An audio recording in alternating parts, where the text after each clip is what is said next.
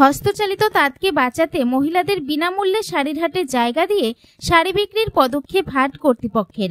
পরবর্তীতে করা হবে হস্তচালিত তাঁত শাড়ির হাটও। বাংলার ঐতিহ্য হাতে বোনা তাঁতের শাড়ি। নদিয়ার শান্তিপুর, ফুলিয়ার একাধিক মানুষ এই তাঁত শিল্পের সঙ্গে যুক্ত। তবে বর্তমানে হস্তচালিত তাঁত শিল্পের অবস্থা খুবই খারাপ। বিদেশ থেকে অত্যাধুনিক মেশিন এসেছে বাজারে, যাতে তৈরি হচ্ছে বিভিন্ন রকমের শাড়ি। তবে তার গুণগত মান এবং যে সুতো ব্যবহার করা হয় তা একেবারেই হস্তচালিত তাঁতের শাড়ির সঙ্গে মিল খায় না। বিদেশি মেশিন আসায় এখন লুপ্তপ্রায় বাংলার ঐতিহ্য শান্তিপুরের হস্তচালিত তাঁত। এবার সেই দিককে লক্ষ্য করেই হস্তচালিত তাঁতের শাড়িকে বাঁচাতে এবং মহিলাদের স্বনির্ভর করতে নদিয়া জেলার হস্তচালিত তাঁতের সঙ্গে যুক্ত মহিলারা এবং একটি স্বেচ্ছাসেবী সংস্থার সমন্বয় করলেন উদ্দামনী তাঁতের কুঠির। তবে তাদের স্বনির্ভর করতে এবং হস্তচালিত তাঁত শাড়িকে বাঁচাতে এগিয়ে এসে বিশেষ পদক্ষেপ নিলেন শান্তিপুরের প্রতিষ্ঠিত মার্কেট তাঁত কাপড়ের হাটের পরিচালক বিভাস ঘোষ। তিনি জানান, বর্তমানে মেশিনের কাছে পেরে উঠছে না হস্তচালিত তাঁত, তাই এখন মহিলাদের জন্য বিশেষ উদ্যোগ এবং হস্তচালিত তাঁতকে বাঁচাতেই এই উদ্দেশ্য। এদিন নদিয়ার শান্তিপুর সূত্রাগড় অঞ্চলের ঘোষ মার্কেট তাঁত কাপড়ের হাটে হস্তচালিত তাঁতের সঙ্গে যুক্ত মহিলাদের তাঁত কাপড়ের হাটে বিনামূল্যে জায়গা দেওয়া হলো। এদিন হাটের মধ্যে হস্তচালিত তাঁতের সঙ্গে যুক্ত মহিলাদের স্বাবলম্বী করতে বিনামূল্যে কাপড় বিক্রি করার ব্যবস্থা করা হয়। মহিলারা এই স্থানে বসে হস্তচালিত তাঁতের শাড়ি বিক্রয় করবেন। তৎসহ তারা হস্তচালিত তাঁত শিল্প সম্পর্কে মানুষকে বিশেষ বার্তাও দেবেন। যদিও শুধু নদিয়ায় নয়, রাজ্যের বিভিন্ন প্রান্ত থেকে যে সমস্ত মহিলারা হস্তচালিত তাঁত শিল্পের সঙ্গে যুক্ত তাদেরও এই হাটে জায়গা দিয়ে একটি হস্তচালিত তাঁতের হাট করা হবে বলে জানান হাট পরিচালক বিভাস ঘোষ। নদিয়া থেকে জগন্নাথ মণ্ডলের রিপোর্ট, NE বাংলা। কুটির শিল্প নিয়ে চিন্তা ভাবনা কেন? বিষয়টা হচ্ছে, বাংলার তাঁত শিল্প ইতিহাস প্রসিদ্ধ, বাংলার গৌরব, এবং এই তাঁত শিল্পকে কেন্দ্র করে কিন্তু শান্তিপুরে একসময় এই এত বৃহৎ তাঁতের বাজার বা হাট তৈরি হয়েছিল। বর্তমানে আমরা জানি যে বিভিন্ন রকম মেশিনের আমদানি হয়েছে, তাদের প্রোডাকশন অনেক বেশি, সেই কারণে মেশিনের সাথে পাল্লা দিয়ে কিন্তু হাত তাঁত প্রতিযোগিতায় পেরে উঠছে না। এইরকম একটা সময় যখন শিল্পটা ক্ষতিগ্রস্ত হয়েছে, লুপ্তপ্রায় অবস্থায় এসে দাঁড়িয়েছে, সেই সময় আমাদের একটা প্রয়াস, গ্রাম বাংলার বিভিন্ন জায়গায়, বিশেষ করে শান্তিপুর, ফুলিয়া, আমাদের হবিপুরের প্রত্যন্ত জায়গায় যে সমস্ত মহিলারা এখনও এই শিল্পটাকে আঁকড়ে ধরে জীবনযাপন করছেন, যাদের বাড়ির মেম্বাররা হয়তো এই শিল্প ছেড়ে দিয়ে ভিন রাজ্যে পাড়ি দিয়েছে তাদের অন্য পেশার তাগিদে, তারা কিন্তু এই শিল্পটাকে আঁকড়ে ধরে বেঁচে থাকার চেষ্টা করছেন। এবং তাদের আমরা একত্রিত করে শান্তিপুরের হাটে একটা জায়গা আমরা করে দিলাম, যেখানে তারা সরাসরি নিজের হাতে বোনা শাড়িটা বিক্রি করতে পারে। তাতে করে তাদের মুনাফা বৃদ্ধি হবে এবং ওই শিল্পটাও আগের জায়গায় ফিরে আসবে বলে আমরা আশাবাদী। আজকে জোনা 15 মায়েরা তাদের শাড়ি নিয়ে বসেছেন আমাদের হাটে।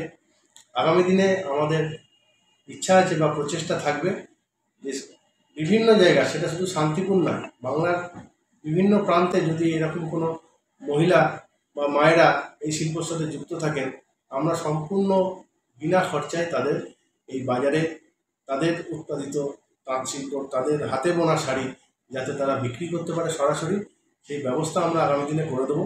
এবং সর্বস্তরের ক্রেতা বন্ধুদের কাছে আবেদন জানাবো, শান্তিপুরের এই রিয়েল ফাইবার বা ন্যাচারাল ফাইবার বা পিওর সুতি দিয়ে যে শাড়ি, হাতে বোনা শাড়ি, সেই শাড়ি ব্যবহার করুন। আপনাদেরও ভালো লাগবে আশা করি, এবং আমাদেরও যে শিল্পটা ক্ষতিগ্রস্ত হয়েছে সেটা আগামী দিনে আবার ভালো হবে বলে আমার বিশ্বাস। সপ্তাহে কদিন বসবে মহিলা? সপ্তাহে যেমন হাট হয়, দুদিন মূলত হাট হয়, সেই দুদিন ওরা আপাতত বসবে। নাম? বিভাস ঘোষ, পরিচালক, ঘোষ মার্কেট তাঁত কাপড়।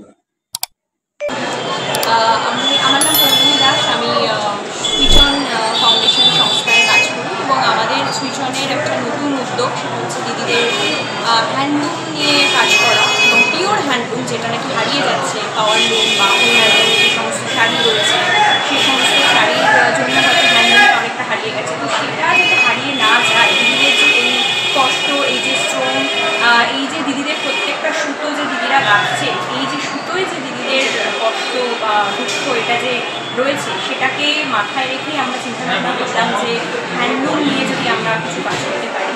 তো আমাদের যে এই যে প্রচেষ্টা সেটার নাম আছে উদ্দামিনী তাঁতের কুটির, যেটা দিদিদের দোকানের নাম, এবং এটা যে ট্যাগ লাইন সেটা হচ্ছে প্রতিটি সুতোয় নারীর ক্ষমতায়ন, যেটা আপনাকে বললাম।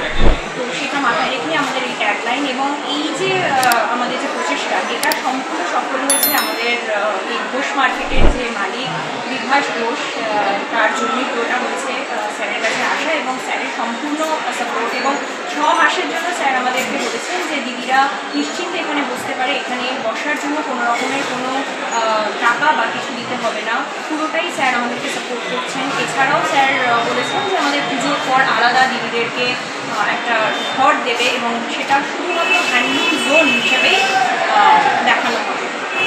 আজকে প্রথম আজকেই আমাদের প্রথম ওপেনিং ছিল।